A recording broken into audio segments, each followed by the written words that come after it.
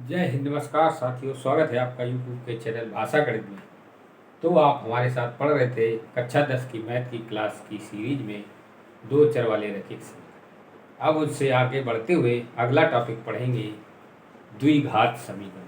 क्या पढ़ेंगे? द्विघात समीकरण।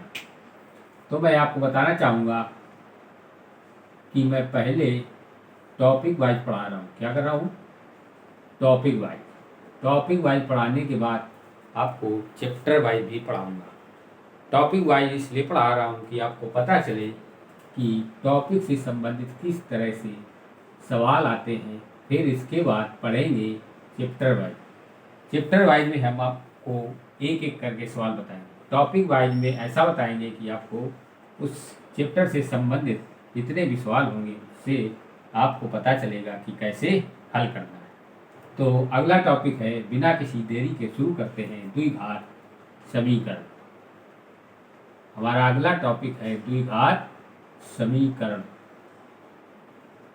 पिछली क्लास में हमने बताया था आपको, क्या बहुपद पढ़ाया था।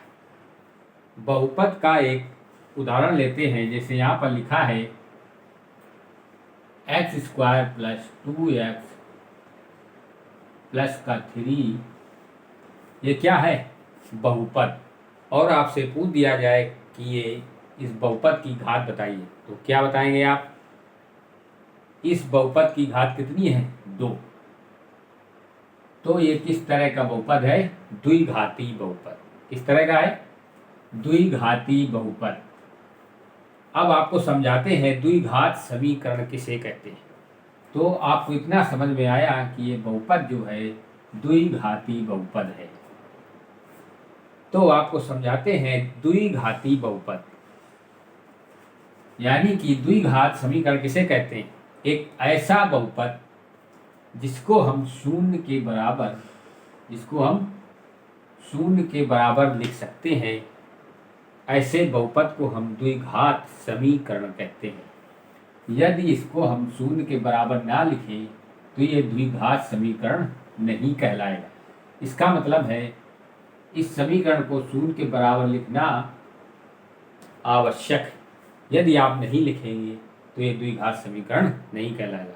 यानी कि द्विघाती बहुपद जो है उसको यदि हम शून्य के बराबर लिख दें तो उस समीकरण को हम द्विघात समीकरण कहते हैं। साहित्यिक भाषा में आप कहेंगे कि ऐसा द्विघाती बहुपद जो शून्य के बराबर हो, ऐसे समीकरण को हम द्विघाती यानी द्विघात समीकरण कहते हैं। समझ गए? अब यहाँ पर देखेंगे, इतना तो आप समझ गए द्विघात समीकरण किसे कहते हैं। जो शून्य के बराबर लिखा हो उसे हम द्विघात समीकरण कहते हैं। आपसे पूछेगा बहुपद दिया जाएगा, यानी द्विघात समीकरण दिया जाएगा। एक चर वाला रैखिक समीकरण होगा, द्विघाती होगा। आपसे पूछेगा कि इसमें बताइए कि द्विघात समीकरण कौन सा है, तो उसको भी आप कैसे देखेंगे आपको बताते हैं। द्विघात समीकरण में x² का जो गुणांक, यहाँ पर x² का गुणांक कितना है? x² का गुणांक 1 और x का गुणांक कितना है? x का गुणांक 2। चिन्ह सहित लिया जाता है।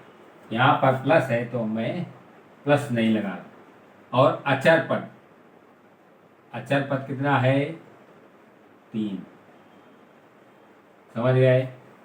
तो द्विघात समीकरण की एक शर्त क्या होती है? जो x² का गुणांक होता है, क्या होता है? x² का गुणांक कभी भी 0 नहीं हो सकता। x² का गुणांक कभी 0 नहीं होगा। क्यों नहीं होगा? क्योंकि यदि x² का गुणांक 0 हो गया तो क्या द्विघात समीकरण बचेगा क्या? जैसे यहाँ पर मैं x² का गुणांक 0 कर दूँ तो ये आपका 2x प्लस 3 बराबर 0 बचेगा। क्या बचेगा? 2x प्लस 3 बराबर 0, जो कि ये द्विघात समीकरण है। क्या? ये एक रैखिक समीकरण है। रैखिक समीकरण का मतलब एक घाती व्यंजक है, यानी कि x की घात कितनी, एक घात वाले व्यंजक को रैखिक समीकरण बोला जाता है।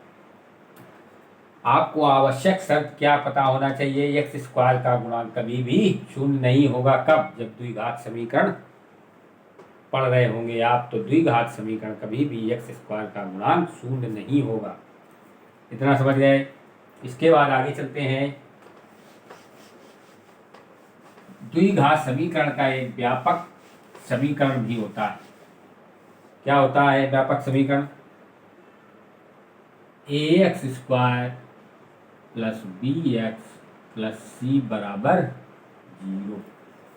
एक्स स्क्वायर के गुणांक को हम a बोलते हैं, x के गुणांक को b बोलते हैं, और जो खाली बचा अचर पद को हम c बोलते हैं।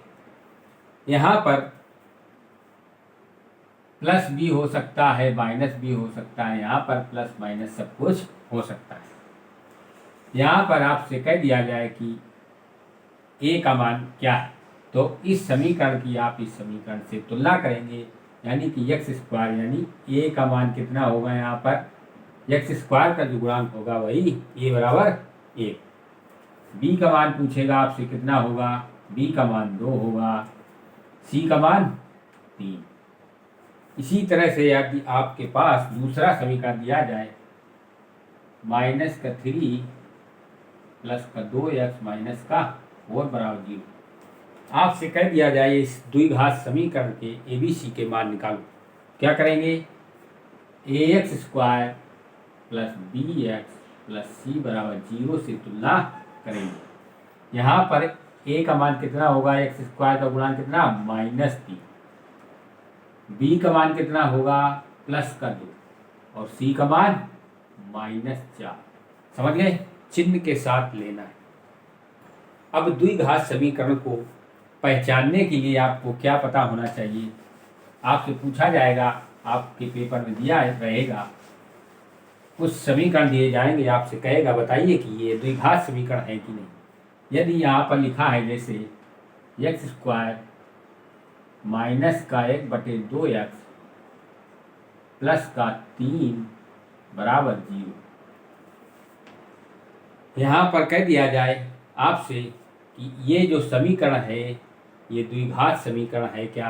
यहाँ से आप देखेंगे कि x की घात 2 है, तो आप क्या कहेंगे, द्विघात समीकरण है। लेकिन ये द्विघात समीकरण नहीं है, क्योंकि इसको यदि आप हल करेंगे, इसमें एलसीएम लेंगे पूरे में 2x का, जब एलसीएम लोगे तो यहाँ 2x का गुणा होगा, 2x क्यूब हो जाएगा। क्या हो जाएगा, 2x क्यूब। यहाँ माइनस का 1 बचेगा और प्लस का इसमें गुणा होगा, तो 3 दूनी 6x बराबर 0। अब इसको भाग में उधर ले जाएंगे, 0 के गुणा में, तो 0 हो जाएगा, तो यानी कितना आएगा, 2x क्यूब। इसको पहले लिख देते हैं, माइनस का 1 बराबर 0। तो यहाँ पर द्विघात समीकरण में क्या होता है, उस बहुपद की घात 2 होती है यहाँ पर, लेकिन 3 आई, तो क्या कहोगे, ये जो समीकरण है आपका ये द्विघात समीकरण नहीं। क्या है, नहीं है। इसी तरह से आपके पेपर में दिए जाते हैं, पहचानिए कि ये द्विघात समीकरण है कि नहीं है। ऐसे ही यहाँ पर दे दिया जाएगा एक्स स्क्वायर माइनस के 2 बराबर 0। आपसे पूछ दिया जाएगा ये जो समीकरण है ये क्या द्विघात समीकरण है क्या, तो यहाँ पर ये द्विघात समीकरण है। हमने बताया था कि द्विघात समीकरण में एक्स स्क्वायर का गुणांक कभी भी 0 नहीं होगा, लेकिन x का गुणांक एवं अचर पद 0 हो सकते हैं, यानी कि अचर पद नहीं लिखा रहेगा तो क्या होगा, उसका मान 0 ही होगा। यहाँ पर भी x का गुणांक नहीं है तो क्या होगा, b का मान 0, यानी कि x का गुणांक 0 हो सकता है, अचर पद 0 हो सकता है, लेकिन एक्स स्क्वायर का गुणांक 0 नहीं होगा। उदाहरण से समझते हैं, जैसे यहाँ लिखा है एक्स स्क्वायर माइनस का 1 बराबर 0। इस द्विघात समीकरण में ए बी सी के मान निकालिए। तो कैसे निकालेंगे आप, इसकी तुलना करेंगे, a x square plus b x plus c बराबर 0 से तुलना करेंगे, फिर a का मान क्या होता है, एक्स स्क्वायर का गुणांक 1। b का मान क्या होता है, x का गुणांक नहीं दिया गया, इसका मतलब इसका मान 0 होगा। और यहाँ पर c का मान कितना, -1। इसी तरह से दूसरा समीकरण देखते हैं, एक्स स्क्वायर माइनस का 2x बराबर 0। यहाँ पर आपसे कह दे कि इसमें ए बी सी के मान निकालो इस द्विघात समीकरण में, तो तुलना करेंगे ax square plus bx plus c बराबर 0। फिर क्या होगा, a का मान एक्स स्क्वायर का गुणांक 1, b का मान -2 और c का मान लिखा नहीं तो मतलब 0।